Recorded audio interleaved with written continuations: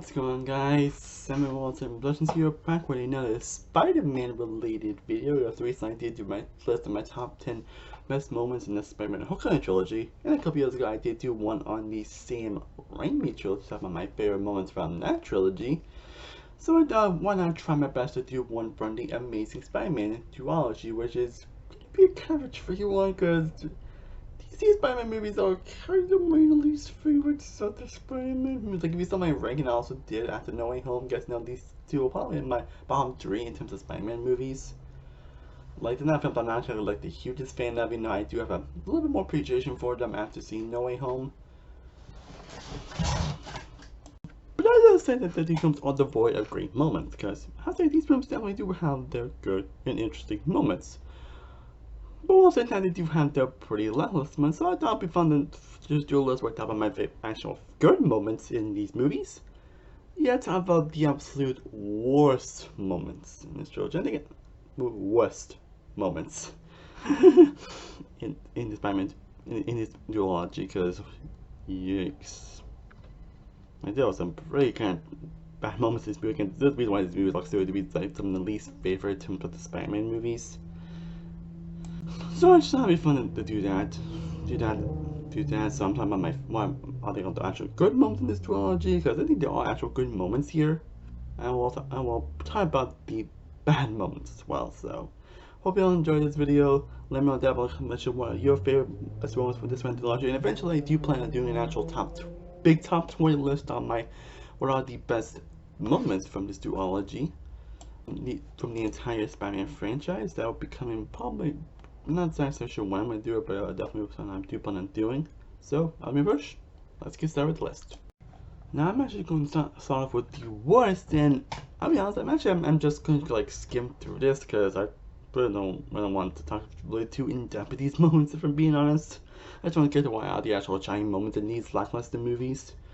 So, I'll just get through these terrible moments just right away, if I'm being honest. So let's get to it.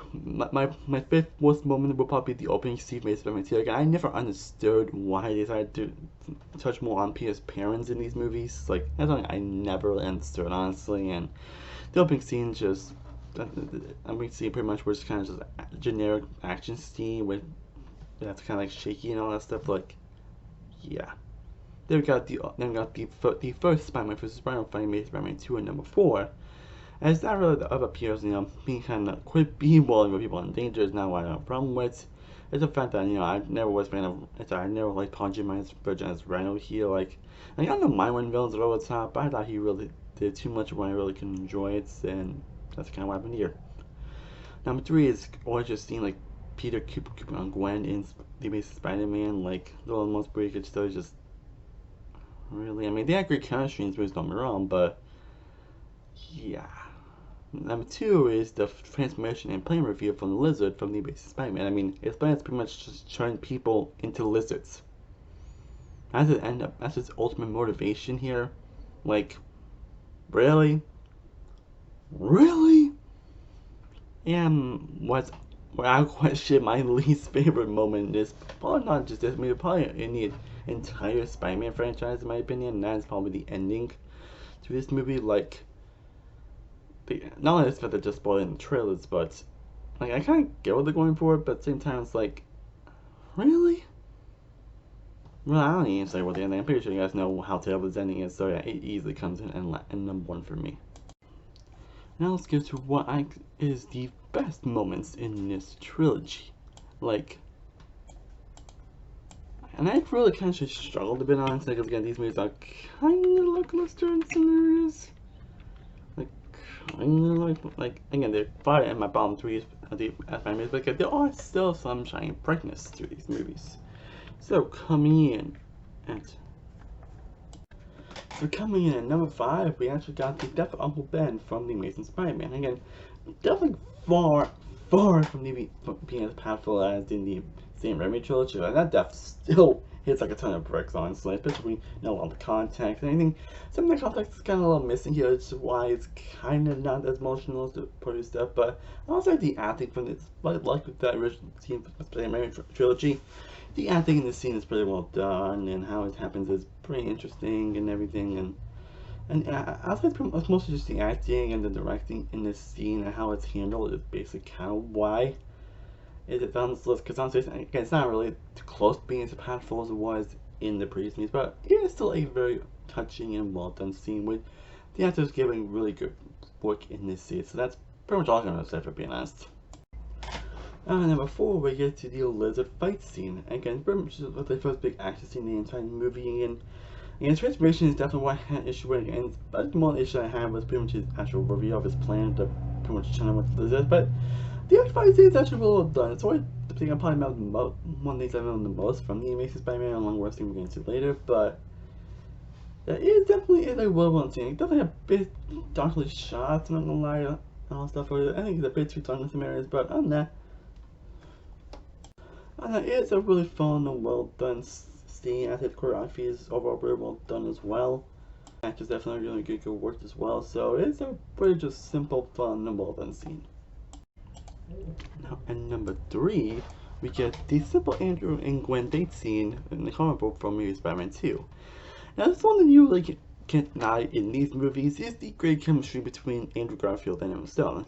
Again, say what you will of their characters, and there's definitely a lot fortunate bad to say about these characters in these movies, but you gotta know that the chemistry that these two characters have were really well done. Again, it's hope they were probably dating around the time, but the chemistry was pretty great all around. They did have some pretty good and lovely chemistry. And this is that even before I appreciated more, I've always really enjoyed. I always put a smile on my face. It's like, I wish, just a simple lovely scene where they're just having fun and everything and talking about relationship stuff, which you do buy into, and you do buy into the relationship and everything, and it's a pretty simple and sweet scene with a nice little drama end to it. So that's pretty much all I really say about it. Now, coming in number 2, we have the death of Gwen Stacy's father from The Amazing Spider-Man. Again, you probably guess what's going to be number 1, but this scene I think also really hits just as hard, from being honest. Like, it's a pretty emotional scene because they do a good job building this character up in this movie and building his relationship that he has with Peter and Spider-Man. And this death scene really is impactful. Again, what happens at the end kind of listens back a bit, but again, that is a pretty impactful scene with great acting. But it is a pretty emotional and well done scene, but with so much heart, and the acting is great from these actors. Like, it's a pretty impactful death. And probably besides the nobody, coming in number 1 for me, honestly, is the death of Gwen Stacy from Amazing Spider-Man 2, which I won't lie, it's a scene I never really got emotional from. It seemed I never really got why people loved it. I never really understood it. Like, I don't know what it was. I wanted to get emotional. I don't know if it was just something that happened to Steph or whatever. I just never felt the emotion that people gave from the staff. Like, yeah, she died, and the acting is great, but I just never got why people consider this to be one of the best moments in this movie.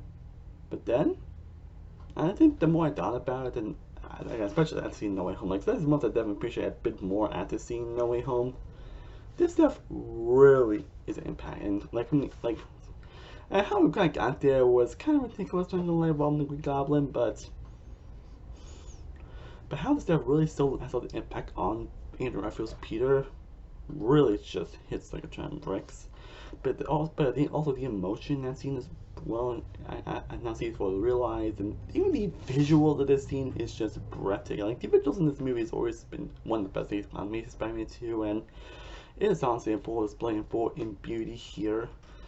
Some visuals really are just telling about what's going to happen, and then Andrew Garfield ends up not saving her, and Andrew Garfield's acting like, how did I not appreciate that scene before? I wouldn't understand, but it's easy comes at number 1. Okay guys, hope you enjoyed my clip video discussing my favorite and least favorite moments from these 2 movies. Let me know down in the comment section what are your thoughts on these moments. Let me know what your favorite most of these movies. Let me know down below in the comment section. Again, at some point I do plan on doing a top 20 list on my favorite moments from these Spider-Man movies, so stay for that. As always, thank you guys so much for watching. I truly honestly appreciate it. However, be sure to like this video, be sure to share and subscribe, be sure to follow all my social media sites, all description down below. I am Hover-samueloneworldproductions. I'll see you next time, as always. Stay cool, everybody. Peace.